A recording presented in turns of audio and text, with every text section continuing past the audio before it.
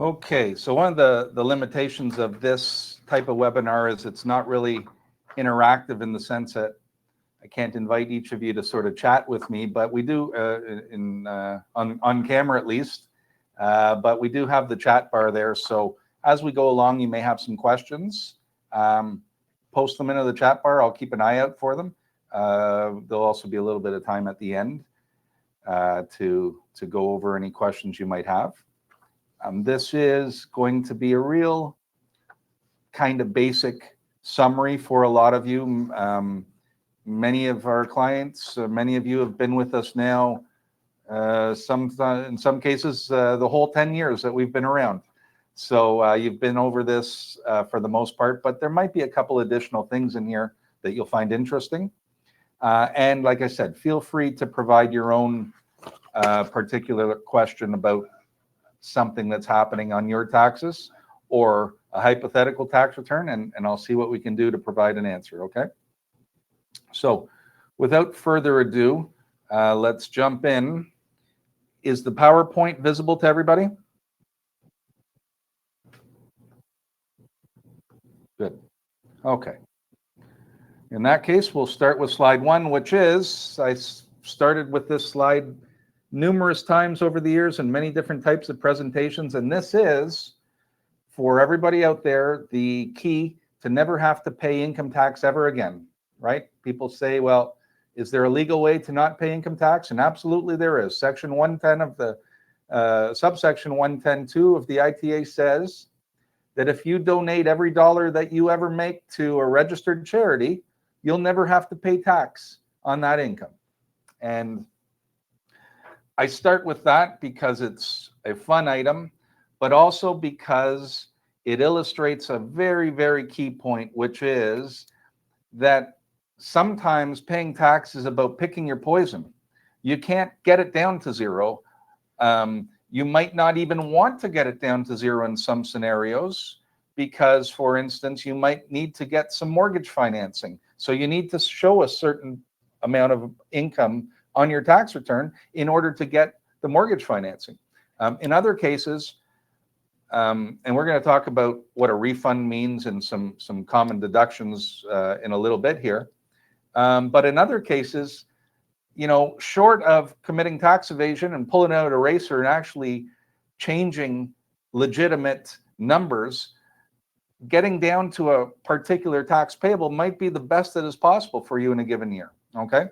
And when we talk about tax planning, one of the things we're talking about is trying to smooth income over multiple years. That really is a goal of tax planning, is how can we generate lower inclusion rates in particular years, even though we might be making more income in those years. And one of the things that many of you already are utilizing are corporations and things of that nature. Also using non-cash items like depreciation, capital cost allowance, to be able to pay less tax in a given year, even though your cash flow might be higher in those years. Now, I will say that this past year has been a difficult one for a lot of people, and we may not necessarily be talking about higher incomes this year that we have to mitigate. We might be talking about, and in many cases, we've already had these conversations with clients, the fact that some of the investments you've undertaken in the last year or the last few years have unfortunately come back, and there's no money left.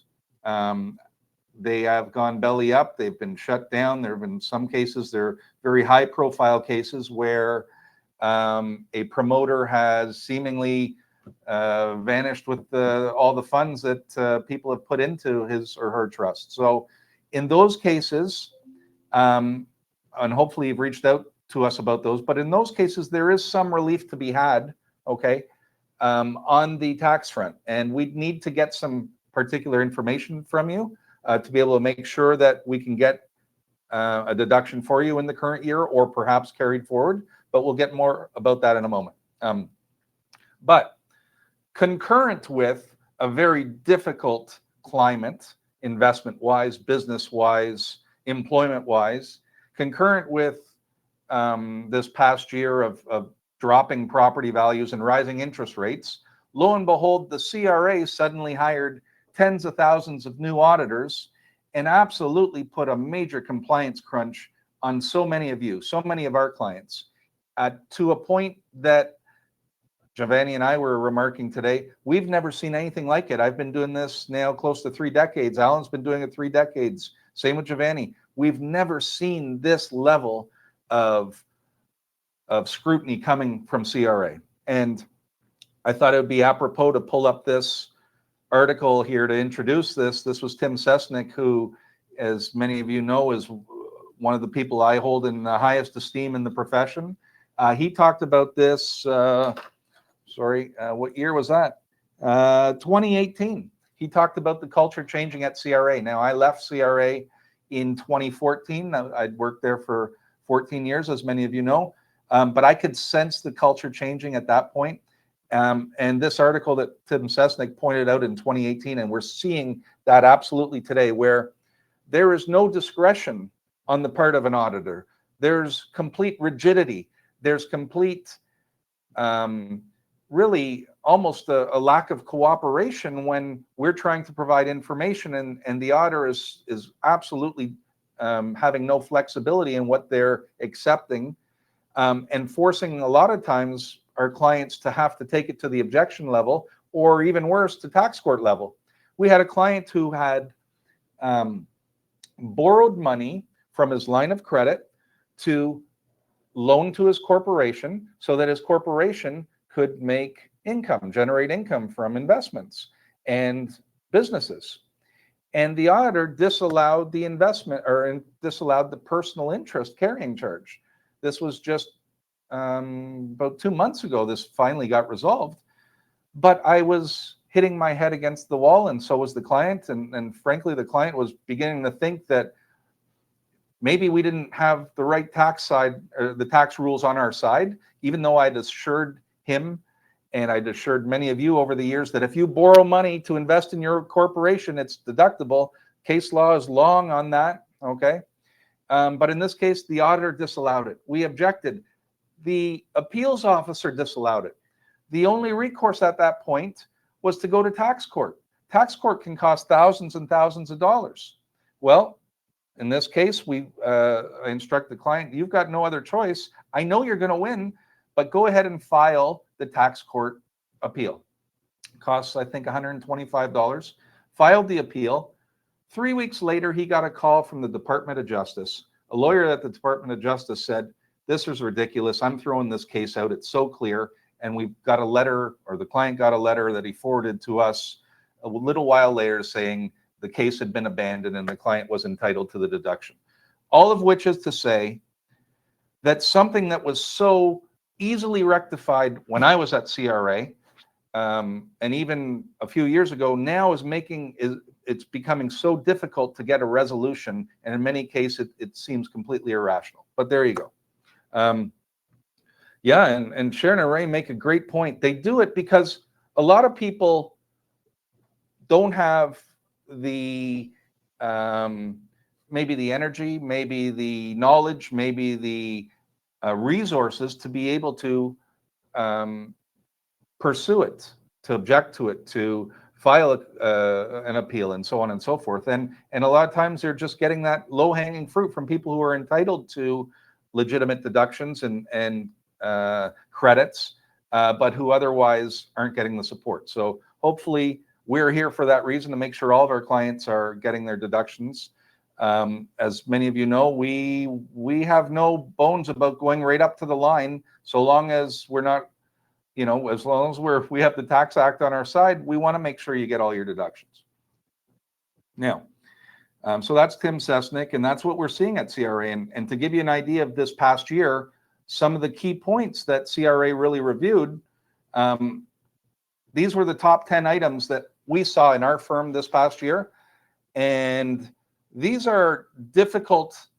It's difficult to get a review from the CRA because you got to go and traipse up the source documents a lot of times. One item I just thought of, but CERB is a major one that they've been clawing back this past year. Okay, and a lot of CERB reviews from people who had CERB and have been asked to pay it back, even though At the time, they were approved and they met all the hour restrictions and so forth, but CERB was one.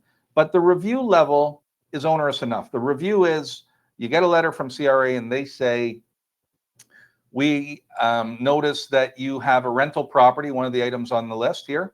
We notice that you have a rental property report on your tax return. Can you please outline for us the number of days in the year that it was rented on a short-term basis, i.e. 30 days or less, and the number of days in the year that was rented on a long-term basis? Well, they're trying to catch that new class of taxpayer who is, or new class of rental property owner who is operating Airbnb and short-term rentals, which is taxed differently than long-term rentals. Okay, so that's a big one, even on the personal tax returns, because it matters when you sell the property, right? If you have an Airbnb and you sell your property, you have to charge HST to the buyer. Something a lot of people don't realize. They buy a cottage, they'll go ahead and turn it into a short-term rental and generate great income from it. But when they sell the property, now they have to collect an extra 13% on top of that from the buyer and send that to CRA. Well, guess what? Most buyers aren't willing to pay an additional 13%, so the seller ends up absorbing it. But that was one of the key items that we've seen reviewed this last year. The other one, allowable business investment loss. And this is one because of the increasing occurrence of investments that went belly up this past year. People who had lent money to, let's say, a corporation, either debt or purchased shares in a corporation, and the corporation went bankrupt, have the right to be able to claim an allowable business investment loss. There are certain parameters. For instance, the corporation must have been carrying on an active business, okay, and that's defined in the Income Tax Act. But it's a pretty common theme, and I can tell you 100% of ABLEs are reviewed by CRA. So if we're going to make the claim for an ABLE, we better make sure we have the backup, starting with the details about the corporation that you had shares in or lent your money to, okay? Making sure that corporation carried on an active business, that it wasn't just holding passive investments on its own, okay? That you have, this is an important one. CRA is not going to let you claim a loss if you haven't done everything reasonable to collect your money. If all you did was say, sent an email and said, hey, can you pay me? And the guy says no, and you want to claim a loss, CRA is not going to let you claim the loss. You have to show some sort of effort on your own part, or perhaps a group, and think of a case where someone may have absconded with funds or absconded altogether, and a trustee has come in to take over the corporation to handle any monies, assets that are there. The trustee will file a report. Well, those kinds of documents are critical for you to have to provide the CRA to say, hey, look, it's gone. It's a trustee's been assigned, and there's really no expectation of recovery. Okay, so ABLE, important one. Employment expenses. You need to have a T2200. Okay, this is an important factor. Is there has to be some affirmation by your employer that you are indeed required to incur the expenses that you're claiming. We have seen so many reviews this past year where the client said to us, yes, I have employment expenses. Put this down for vehicle, put this down for business use of home and meals and entertainment. And we say, okay, you sign off on your T183 form. You affirm that that's a representation of your legitimately incurred expenses that you're entitled to deduct. We send it in, and CRA sends back a letter and says, okay, please send the T2200. So we say, okay, well, get your employer to sign that form and provide it to you. And you go to your employer, and your employer says, what are you talking about? You weren't required to work from home. You weren't required to have your own vehicle, and so on and so forth. So critical one. Medical expenses, always been on the list. HST. So this is really where reviews differ from audits. And I mean both in sole proprietors. A lot of real estate agents this past year audited for HST, whether precs or sole proprietors. But the audit level is so painstaking and an expensive undertaking. And we We handle the audits for clients in terms of representation when you're on a monthly subscription, okay? But we don't handle your audits if you're not on a monthly subscription. That's one of the benefits of being on a monthly subscription with us, is if you're audited, we'll support you. If you're audited and you're not on a monthly subscription, I'm bringing this up because it's happening to more and more people, and we have to say, look, we have to charge you our time because it is a lot of time to work on these audits. The HST, some key points for those of you who have an HST account. Key points. Make sure that you have the business name, i.e. your company name, on your receipt, okay? If you operate Real File CPA and you try to claim the HST credit for Sam's whole restaurant down the road because you have a receipt from Sam's restaurant that they bought something there, and you put that into your expenses, it's an easy exit for CRA. They're going to say, wait a second, that does not say Real File CPA on the invoice. You can't claim the input credit, okay? Very crucial.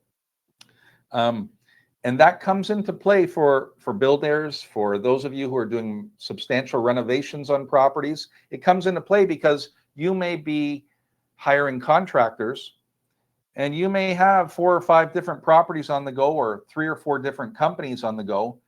And if they're putting the and a different company name on the HST invoice, and you're trying to claim it on this HST account over here for this company, CRA is going to disallow that. You cannot change from company to company in cases like that, okay? On to vehicle deductions. Very, very badly misunderstood by everybody, okay? And it's been going on this way for years. We're doing our best to try to educate people. But if you are operating a corporation, if the corporation does not own the vehicle, okay? If the corporation does not own the vehicle, if you are providing your own vehicle, then you are reimbursed only on a per kilometer basis for the kilometers you drove in the year. The corporation can't pay your lease. It can't pay your finance payment. It can't pay your insurance. It can't pay any of those things. It can only give you a per kilometer reimbursement for the kilometers you drove in the year. That's okay, actually, because a lot of time the per kilometer reimbursement will work out to better than what the actual expenses would work out to, okay? The current rate is 72 cents per kilometer. Not bad. If you drive 10,000 kilometers in the year for your business, $7,200 comes back to you tax-free. The business gets a deduction for $7,200. In your personal name now, on the other hand, you've got to have the personal actual expenses that were claimed. You need to know how much you spent on your lease, how much you spent on your insurance, how much you spent on repairs and maintenance. And those items are claimed itemized and then prorated for the number of kilometers driven in the year. So what I mean by that is you have a vehicle that you lease and you spend $500 a month for 12 months. I'm not counting the HST, $6,000 in the year, okay? So you claim a vehicle lease expense for $5,000 prorated for the fact that you drove, okay, 7,000 business kilometers out of 10,000 total kilometers. So you only get 70% of that $6,000 for vehicle, okay? A lot of you have been through this, I know, but I'm trying to get really down to the basics for this, because as I ask you for information, as we ask you for the information to start uploading, we want to make sure that you're giving us the right info. We don't want to see a one-page paper that says, yeah, I drove 9,000 kilometers for business, when you don't even have a corporation and you're a sole proprietor, and we have no idea how we're supposed to claim that. All right. Small business deduction. This was a huge one this last year. CRA was reviewing so many corporations that claim the small business deduction. Again, what that means is if you're running an active business in Canada, the corporate tax rate here in Ontario is 12%, right? Approximately 12%. Pretty good. PRECs, this is why we set up a PREC. This is why we set up our mortgage agent business or what have you in a corporation, because if you make $100,000, the taxes payable is only $12,000. All right, if you're a small business, if you got the active business, small business deduction. However, if you're carrying on passive investments in the corp, we know that that tax rate is higher. In the end, with the right planning, with the refundable dividend, with the non-cash items, we routinely get the taxes down very low for clients. And we really, really stress that corporations are still the best way to be operating. However, in a current year, you can't claim the 12% tax rate on passive income. Sometimes that happens. Sometimes we're told that it's operating actively when it's not. So that was a big review item this year for CRA, and it can be painful to have to pay an extra 33% tax because you're actually not eligible for the small business deduction. Question back here to vehicle, I missed it. Does personal vehicle expense apply if you are reimbursed kilometer rate from your T4 employer? So if you're reimbursed from your employer for vehicle expenses, okay, you can't claim any vehicle expense on your personal tax return beyond what you're reimbursed, or up to what you're reimbursed. Beyond what you're reimbursed, if your employer requires you to have personal use of a vehicle, you can claim the excess, but you can't claim what you've been reimbursed. So, for example, let's say you work for your employer. You obviously work for your employer. Let's say you drive your car for your employer. You drove 1,000 kilometers, and they give you a per kilometer reimbursement of $720. Okay.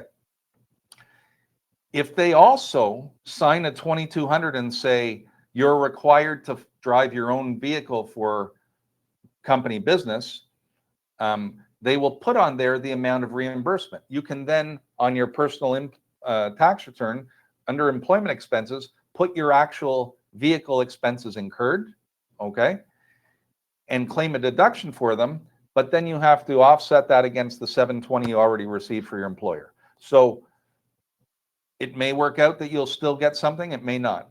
It's worth the exercise anyway, okay?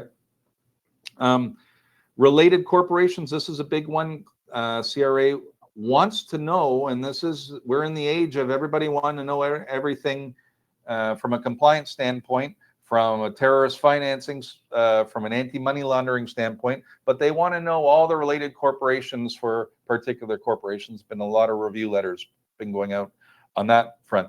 For those of you, by the way, who are operating in the US, you may have been watching this ongoing saga with the BOI report filing, the court challenges, etc. That is essentially the same idea, where the FinCEN, it's called, but essentially the US government wants to know who owns what companies in the US. They want to know who the actual owners are. It's very easy to conceal sometimes who the actual owners are of companies, and that's what the BOI reporting was all about. HST, I think we got that there twice. That's how important it was. Put it on the list twice. And then the business investment loss. That's different than the ABLE. The business investment loss is where, so allowable business investment loss. So let's say I invest, there's a promoter, he's promoting an investment in a condo development in Calgary, and I invest $100,000. I get shares in the corporation that has part ownership or is on title of that investment, or maybe isn't even on title, is just providing promissory notes to the builder. And I make that investment in my own corporation, invest in that corporation. That $100,000 never comes back to me, it's lost. Okay. If I claim an ABLE says you only get 50% of that deduction. So the allowable business investment loss or a capital loss, either one says you only get 50%. So I can only claim a deduction from income on my corporate tax return of $50,000. Essentially lost the opportunity to deduct the other $50,000. Okay, that's why it's not great to have an ABLE. It's much more advantageous to get a business investment loss. That's when a taxpayer claims 100% of the loss. In order to say it's a business investment loss, you must be in the business of lending. So if you were a bank, that would be a legitimate business investment loss. You had a mortgage out to someone, they couldn't pay you back, you lost $80,000, you'll be able to write that whole $80,000 off. If you set up a corporation, its sole activity was lending, private lending, promissory notes, mortgage lending, whatever, you fulfill the criteria. You'll be able to claim 100% of that loss against other income on the tax return. Again, you still lost 100,000.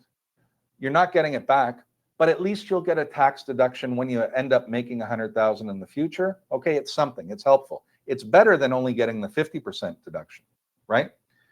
But if you have a business, a corporation that does other stuff, maybe you're a doctor, you got your medical corp, and by the way, you spent or you invested $100,000 into that investment, you can't claim the business investment loss now because the main activity is not investing. So in that case, you can only claim either the ABLE or a capital loss, okay? But suffice to say, business investment loss is a highly reviewed, 100%, that's how high it is. Every time you claim one of those, it's reviewed 100% of the time by CRA. So let's start with the basics now. Again, I wanted to get into getting your info from you this year, what we want to see, how you get it to us, how we can make this really easy. We're March 3rd, gang. My goal is to make sure we've reached out and touched every single one of you by March 31st, if you haven't already reached out to us. Because March 31st, I want to make sure everybody knows we want your information in our client portal so that we can complete your tax returns by April 15th. I know it's a big goal. A lot of times you don't have all your slips. A lot of times you're waiting for a limited partnership, some other type of private investment to give you a slip. I get it, but we can perhaps work around that. At any rate, here's what we want to get. We want you to heed the deadlines. I'm going to go over the deadlines in a minute, but there are some very important deadlines, one of which is tomorrow, okay? One of which is next week if you're a U.S. investor, okay? We also want you to organize your receipts and summarize. So, organizing your receipts is a lot of times easier done if you do it at the time you incurred the receipt. Now, a lot of you will be using a some sort of electronic app to be able to do this, a Dex, the Hub Docs. That's fantastic. You know how easy it is the moment you incur that expense. Take a snapshot, and it comes right into the Dex folder, and we get it there, and we can summarize it out of there. If you don't have that app, reach out to me or Gary. We can get you signed up for the app. Those aren't free. You pay for it, okay? But it might be worth your while, because if you are somebody who drives a lot and you've got all kinds of gas receipts, you may be costing yourself money because you've lost the gas receipt. You haven't gone ahead and summarized it when you initially incurred the expense, okay? Might be worth your while. Somebody asked, how do you get a client portal? So we have the client portal is where we securely receive everything. You should have an account on the client portal. If you don't have an account on the client portal, then our admin assistant, please let her know. Pooja is doing a fantastic job. Admin@realfile.ca, not Pooja@realfile.ca, admin@realfile.ca. Just ask her to send you out the link so that you can get to the client portal, okay? But receipts, look, an easy way to do it is to have a folder in your car. Every time you get a gas receipt, put it in that folder, and then it's there, okay? If you're not going to go the app route. But I would definitely recommend you go with the electronic app route, because then you don't have to worry about the receipts later. By the way, you'll notice I said summarize, okay? We are not going to bookkeep for you unless you're paying us to do your bookkeeping. Some of you are on QuickBooks or a different program, maybe doing your own. We have a lot of clients that we're doing the bookkeeping for. Fantastic. But otherwise, we're not going to go through all your bank statements and figure out the revenue and expenses. We're not going to take a dog's breakfast shoebox full of receipts and expenses and summarize and tally them. That's your job, okay? Frankly, if you'd like us to do them, no problem. We'll do the bookkeeping, but it's not a normal part of the year end. That is what I'm saying, okay? What's the best app to capture receipts? As far as I'm concerned, Dex is still the best. If you like something else, you can let me know, or let everybody know in the chat. But Dex is the one that we've used. It's the one we set our clients up on. And it's the best option. I set up a Dropbox team folder with a new. So Dropbox is not a good way anymore for us to be able to access it, because maybe you set it up with one person. And Blair, I get your comment here. You're doing that because Anu is doing your bookkeeping, right? So that's a little bit different than what we're talking about. You should not be putting stuff in Dropbox that you need me or Alan or somebody else to see. That needs to go in the client portal, because that's there for everybody to see. I have no idea what's happening in a Dropbox folder that, first of all, isn't within the real file realm. But yeah, I get it. You're dealing with the bookkeeper. You got to move receipts back and forth. That might work. Okay, so that's not really what I'm talking about though for the tax stuff. Tax stuff goes in the client portal. When you send stuff to the client portal, Alan was saying today, remind them about completeness. Every time you upload stuff to the client portal, you upload a document, a notification goes out to a lot of times multiple people, but definitely to the administrator that someone uploaded some stuff into the client portal. Pooja does such a great job. She comes in, she immediately pulls that into a client folder, creates a tag for it, puts it into a queue for the work to get done, and an accountant goes over and says, okay, I've got time. Let me grab that one. I'll start work. And they look, and it's not complete. There's a whole bunch of stuff missing. So what we'd ask you to do, okay, not necessarily, I get it. You want to upload things as they come into the portal, but please provide an email summary to Pooja, copy me on it if you like, and say, look, I've begun uploading. It's not complete yet. I will let you know when it's complete. I'm still waiting for my RSP slip to be sent to me. I'm still waiting for that RBC summary, and it's really important. There's nothing we can do about it. So at least if you provide that summary, we don't jump in and start working on it. Now, as I said, our goal is to reach out and touch you in the next few weeks. So you may have that answer for us. Fantastic. But that's what happens with the client portal. Okay. So in the portal, do you want an Excel spreadsheet summarizing everything or the actual receipt? So we don't want the receipt. We want summaries. And I'm going to show you, it's actually, this is a good time for me to share the handout here. I'm going to share the handout. This is a,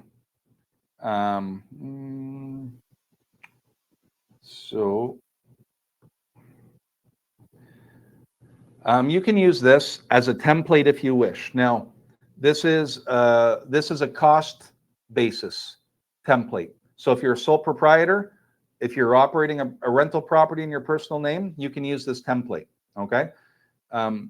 It records the revenue in a particular month, and it records the expenses in a particular month, and that tallies up at year end. You can put all the revenue and expenses in one box if you want, say all in December, and give us that total, that's fine. Or you may want to use this on an ongoing basis.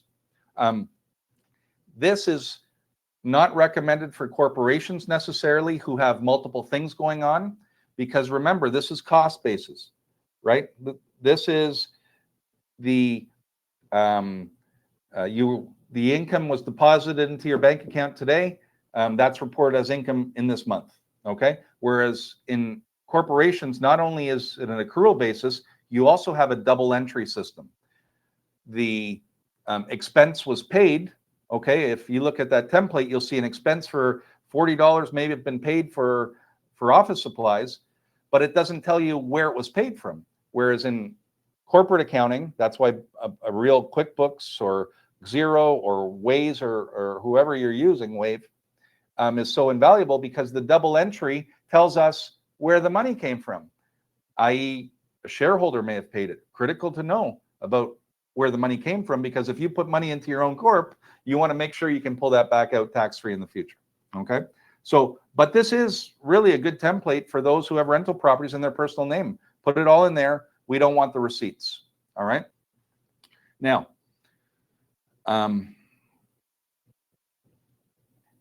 when you email us, this is a critical item. Foreign investments that you may have, we need to know about, okay? We also want to know if you're a U.S. citizen, if you're a foreign national of any kind, all right? You may be a Canadian resident, might be a Canadian citizen, but if you have citizenship in some other country, that's important to know. Spreadsheet. Trevor, how about a spreadsheet for investment income? Well, and this is a good one. And I wanted to bring this up, but if you have investment income, you don't have any deductions, right? You're not allowed to deduct things. So people will tell me all the time, okay, I've sent you in the summary of all the revenue I generated from that promissory note in the year. We got $22,000. And then I gave you all my vehicle expenses. I gave you my meals and entertainment. I gave you my, I say, hold on. Why would you need to have a vehicle for a promissory note? Why would you need to have meals expense for a promissory note? And if I'm saying that, I'm saying it because I spent 14 years as an auditor at CRA, and you're getting zero deduction for any of those, unless you operated in a corporation in the business of investing. Hence why we told so many of you over the years, look, if you're going to do some significant investing, use the corporation if you want to deduct these kinds of expenses that you're incurring for the operation of the business. So investment income generally is going to appear on a type of slip in your personal name. It's going to appear on a T5 or a T3 slip.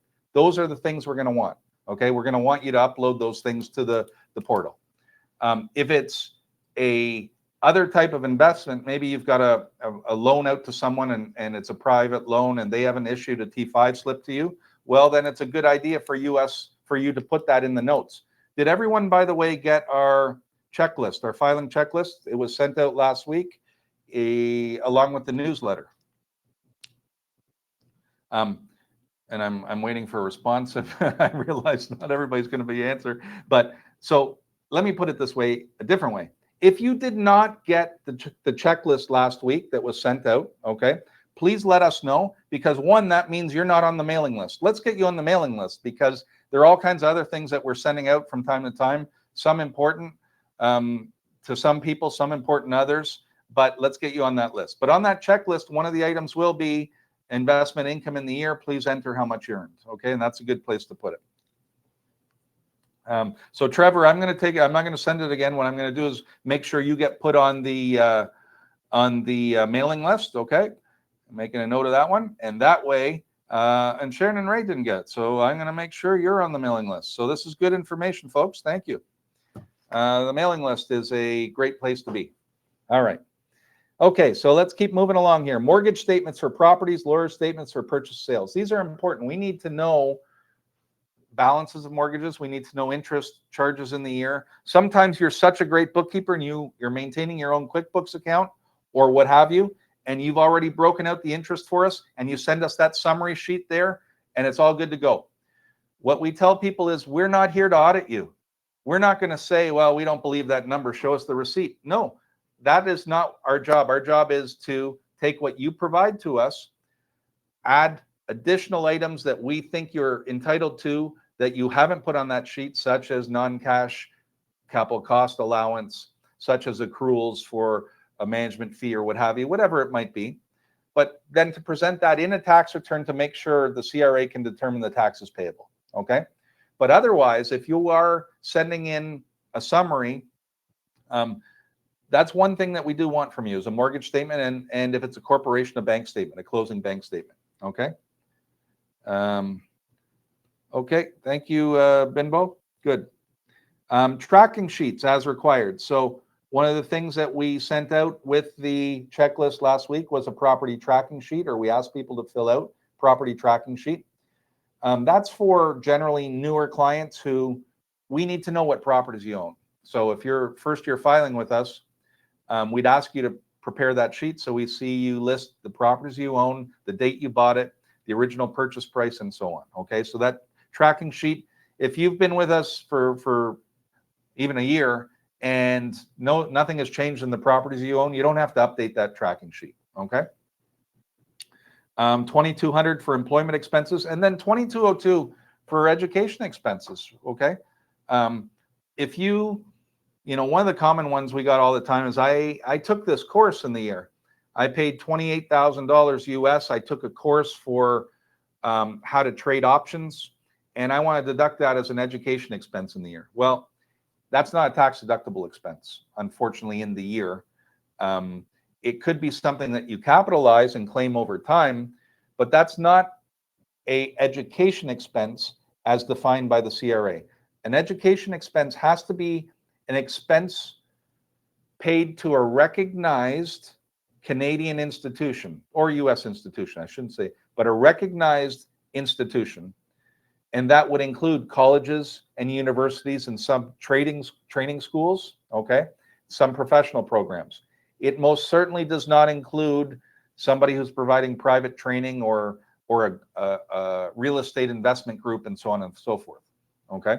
So in order to get the deduction as an education expense, you need that 2202 form. You may also want to claim if you have children who are in school and they want to transfer some of their tuition expenditure to you because they can't use it all. Remember, the requirement is they must first deduct whatever they can. But if there's some remainder to transfer to you, make sure you get that 2202 form. Okay, we're breezing through these things, the basics.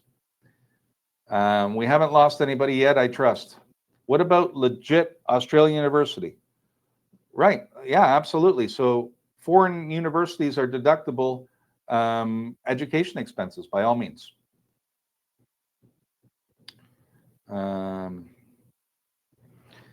Okay, so this is an important one for those of you who are using a bookkeeping program, okay?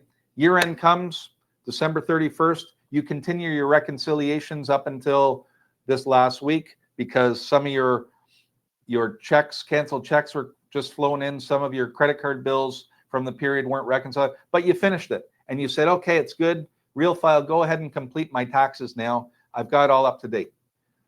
You got to stop. You can't do any more work in your QuickBooks. You can't go now and post another item after you told us to go ahead and do the work because we're operating at that point in time off of what those balances, those account balances are. If after you tell us to do that, you go in and change account balances, then it's not going to reconcile when we do financial statements or even the income statement on the rental property schedule on personal tax return. It's not going to reconcile to what you have in your books and records. So that's a critical item, and it's something that unfortunately is lacking in the online versions of a lot of softwares. If you have desktop QuickBooks and you send the accountant version of the year end, your books and records are locked. You can't do anything to it. It happens automatically. Unfortunately, with the online versions, not the same thing occurring, okay? But for that reason, we would just ask you, understand the importance of once you ask us to start the year end for yourself, and you're using a QuickBooks software or any other type of software, that you don't make any more postings to that period. For the newer period, no problem, okay? Please send with checklists for Francis. Okay, yeah, we'll do. Okay, good. So the interest income that someone just asked about, one of the deductions, however, that you can claim against interest income, of course, is carrying charges. Carrying charges include interest on money that you have borrowed for that investment, okay? Much like the carrying charge I outlined at the beginning in my story about the client who lent money to his own corporation. That's a bona fide deduction. It always has been, but it's similarly a bona fide deduction to go to your home equity line of credit, take money out, take that money and invest it in a private mortgage, okay? Those carrying charges are deductible for you. We'd ask you to please send us the bank statement showing the interest deducted on that, just because we want to double check those numbers. A lot of times it doesn't match to actual, and if it can save us a little bit of time in the future on a possible review, we'd like to take that at that point in time and put the time into it, okay? Your tax return is done now. So you've sent us all this stuff. We've done it. We've had a back and forth. We send you the T183 form to file, right? That is the one where you're signing off and you're certifying that the information, the taxes payable, the income is true and accurate and represents all of your income sources in the year, okay? So it's a serious undertaking to sign off on a tax return, right? Because now you've told CRA, you're swearing that's true.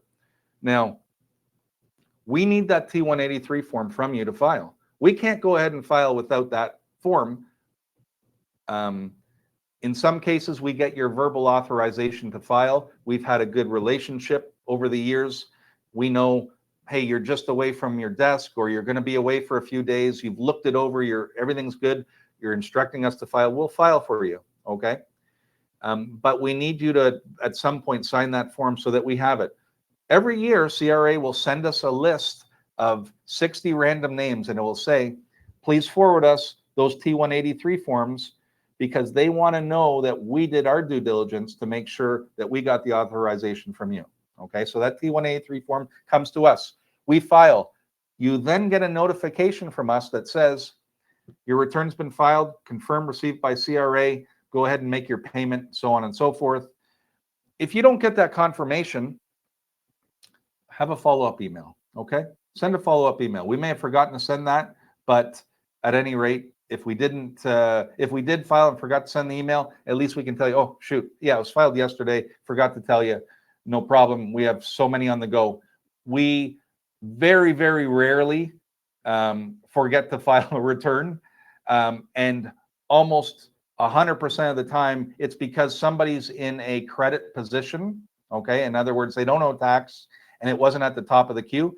But that's a complete rarity. In those 10 years, I can probably think of 3 times where we didn't get the return. Someone was expecting a refund. They're like, oh, darn it, you're right. I'm so sorry.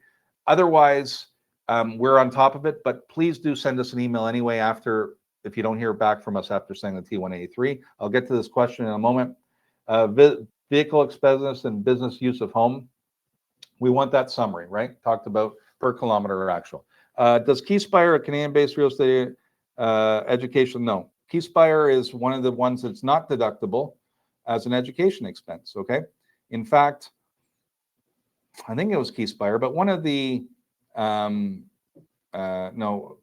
when they signed up, they said it was. Well, Keyspire should never have said that it was, because they knew that it wasn't. There was a seminal case on this, 2021, I think, that someone tried to claim their training expenses for a real estate program. And CRA said, no, you can claim it as an eligible capital expense and claim it over the life of essentially the training that it will provide to you. And for them, that's 25 years, okay? 25 or 20 years. I'm looking over at Alan right now, and maybe he doesn't see me. It was 25 or 20. He's still in the office working. I think it's 25 years. Either way, it's either 4% or 5% a year. It's not very much, okay? 20 years. Giovanni's on here. Thank you so much. So you get to claim, if you spent $20,000 with Keyspire, this year as a deduction, you get to claim $1,000 as a deduction. The rest gets carried forward and carried forward and carried forward and gets deducted over time, okay? All right, on to the next slide. Oh man, we still got everybody with us. This is fantastic. So I want to talk about filing deadlines, because these are coming fast upon us. And then, unlike in the United States, where you might be able to file for a deduction, a lot of cases these have serious penalties in Canada if certain things are in place. Your T4, T5 slips are due tomorrow. So if you want to declare income from your corp for yourself as a salary or a dividend, it's due tomorrow. If it's not filed tomorrow, well, the late filing fee is $125 for under 50 slips. So it's not the end of the world, okay? But we'd like to get them in tomorrow. We've been working with clients who we know have income in their corp to get those out in time. If you think you might be in that boat, please do send me or admin or someone an email tonight, tomorrow, so we can get a slip out for you or issued for you by the deadline Friday midnight. T3 trust returns, March 31st. So, oh man, that exercise last year with those Bear Trusts, wasn't that difficult, right? For those of you who have Bear Trusts. Literally the day before was when, after all the staff was in here working around the clock, literally trying to get all those T3 returns filed for people who own Bear Trusts.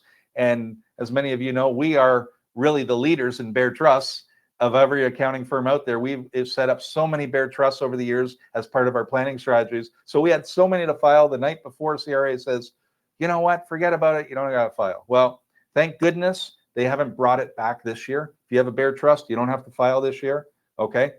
If you have a trust, though, family trust usually is the main one. Your deadline is March 31st. Okay. T1 individual tax return, the deadline is April 13th or June 15th, right? April 30th or June 15th. April 30th if you're a regular type of T4 earner or have passive investment income, rental properties included. June 15th if you're self-employed. If you're self-employed, your spouse is also June 15th, whether he or she is self-employed or not. Okay, so both of you are June 15th. However, you have to pay any taxes you owe by April 30th to avoid interest charges. So even though you have to file by June 15th, you have to make sure your taxes are paid by June 15th or by April 30th to avoid interest. April 30th, and I said penalties are significant, and the one penalty I'm thinking of is failure to file the foreign assets and disclose foreign assets, okay? The T1135. If you have more than $100,000 personally invested somewhere and in outside Canada and you don't disclose that, the fines can be pretty high for failing to disclose that. So that's why that April 30th, in addition to if you owe income tax in the year, you know, the penalties and interest on that accrue pretty significantly if you don't file by that date, okay? Not certain the T5 for my corp applies to me. Blair, we're looking at that for sure. We've been looking at your return the last week or so, so I'll give you an answer on that one, okay? Getting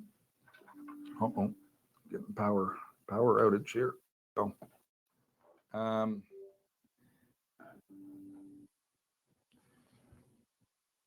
and I lost my, Can everybody still hear me, by the way? Anybody still hear me? Yes. Okay. So I lost my camera there as my power went out, but so that's okay. You don't need to look at me. T1 returns April 30th, June 15th. By the way, March 15th is U.S. corporate tax filing deadline. If you have a U.S. corporation, please reach out to us ASAP so that we can get you filed in time. If not, we can file an extension for you. Okay. Filing extension cost is $125, just so you know.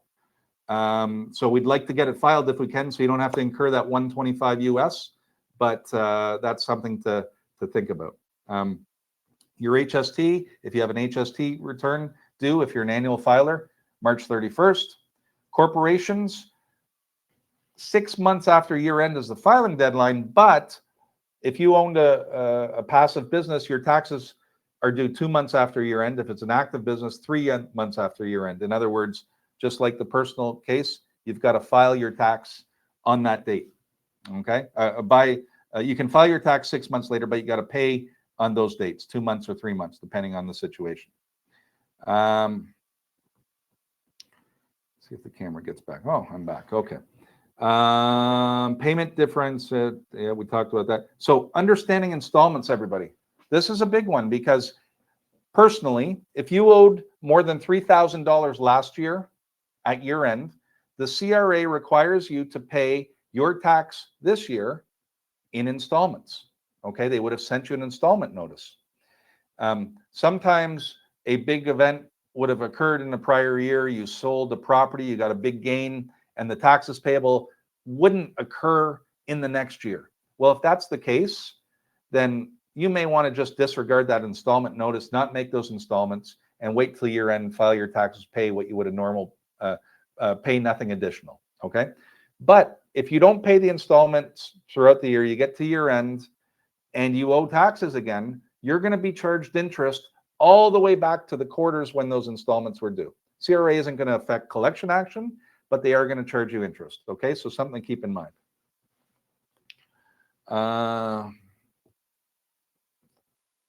Should I get a T3? Renee, I'll take a look. If you're withdrawing money from your corp, you may want to get a T5 dividend slip.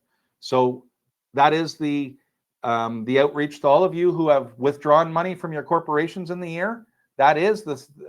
If it's not a capital repayment, that is the scenario under which a T5 dividend slip gets issued, right? So if you've done that, that's something we need to know about. If you don't tell us and we don't file by Friday, okay, we can file later. You're going to pay an extra $125.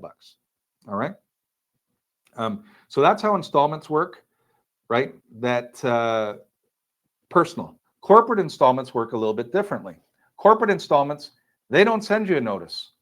They are not on top of you to pay your installments on a quarterly basis. However, they expect you to know that you got to pay installments.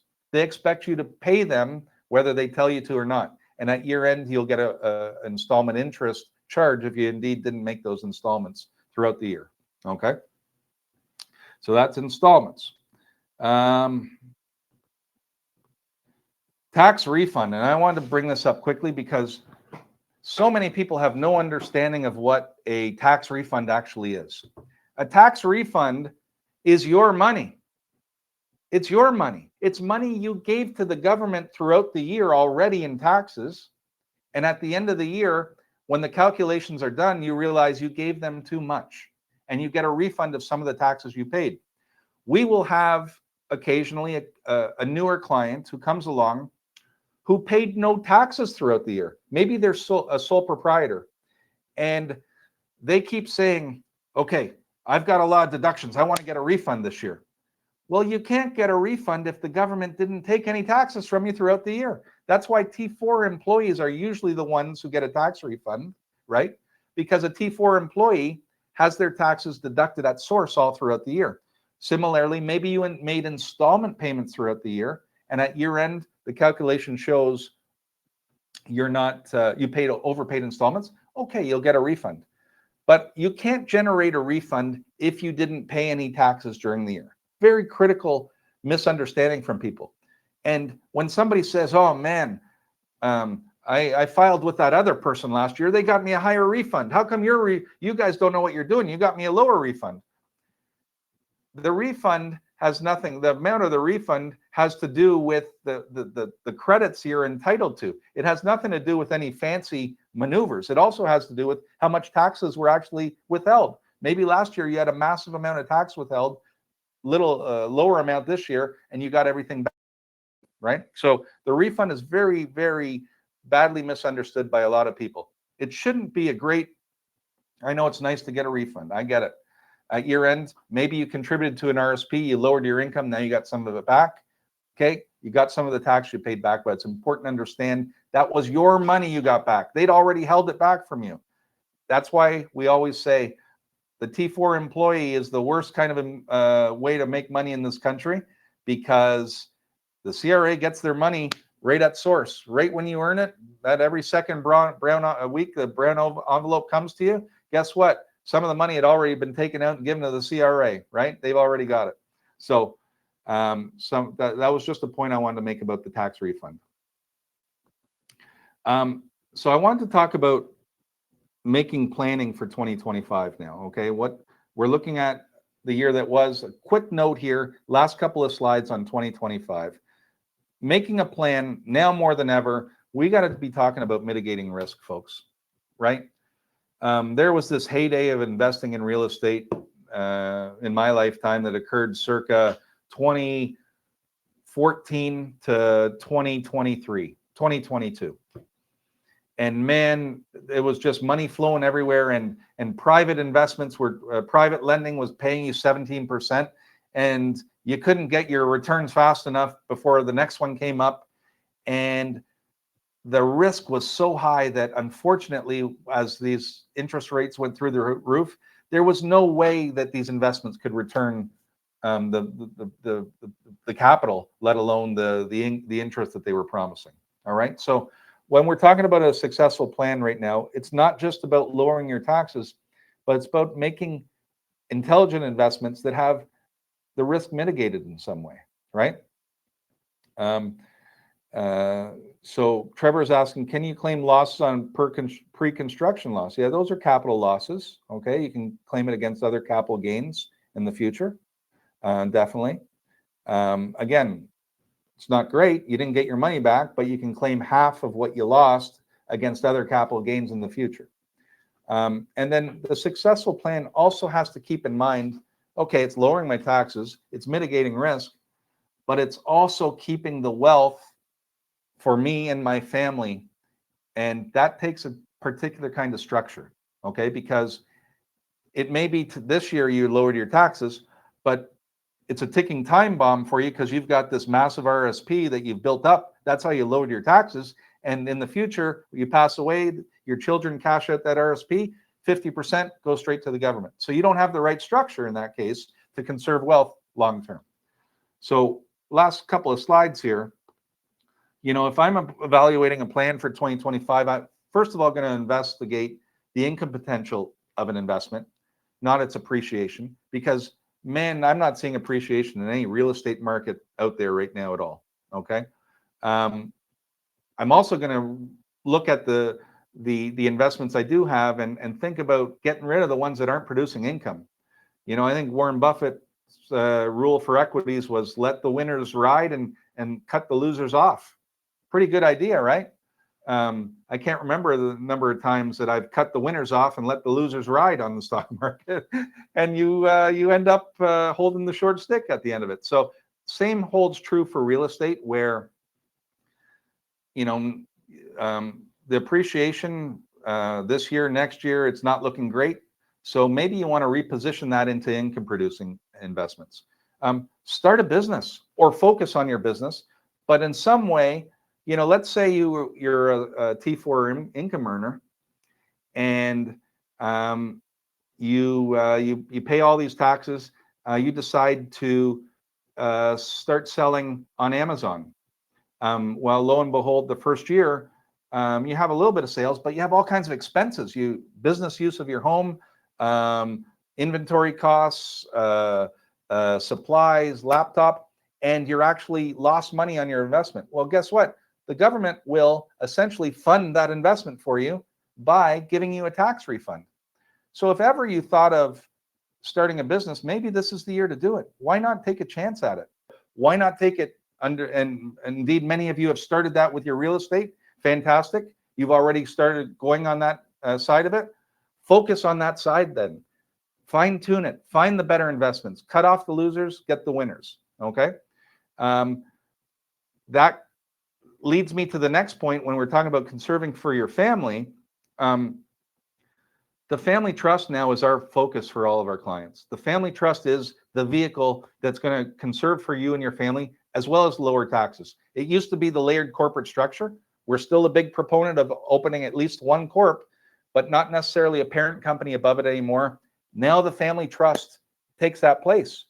I had a client I was talking with, a new client a couple of weeks ago, who said, we are so discouraged that we didn't meet you 6 years ago when we appointed our son as a shareholder of our corporation, just as he was getting married, because 5 years ago, their divorce started and his spouse left with half the shares that he had owned in our family corporation. And I could detect in this couple the real suffering they were feeling about the fact that they had built up this corporation for their children to benefit from, and lo and behold, a marital breakdown, and half of those shares went off down the other side of the marital breakdown. So that's one of the ways that you're building up. Now you got to conserve it. That's what the family trust is going to do. Okay. First home savings account. This is a wonderful opportunity. If you've got, if you haven't purchased your first house yet, use the FHSA. You get a deduction for the contribution, and you take the money out tax-free. Isn't that fantastic? Maybe you have children who have started working. You can gift them money, right? They can take a deduction from their income taxes on their personal income taxes for their contribution to the FHSA. And then when they buy their first house, they can use that tax-free towards the purchase of the house, up to $40,000. This to me is a wonderful opportunity. Not enough people are availing themselves of. Insurance in your corporations. Look, this is a no-brainer. Hopefully everybody has seen our webinar. It wasn't a webinar, it was actually an in-person workshop. If you haven't seen it, it's posted on our YouTube channel. But Chris Karam succinctly sums up what the benefits are and how astronomical you can turn your capital, how astronomical your capital will eventually turn into. I don't think I said it the right way. It's a great investment, the insurance in the corporation, because you can borrow back against it.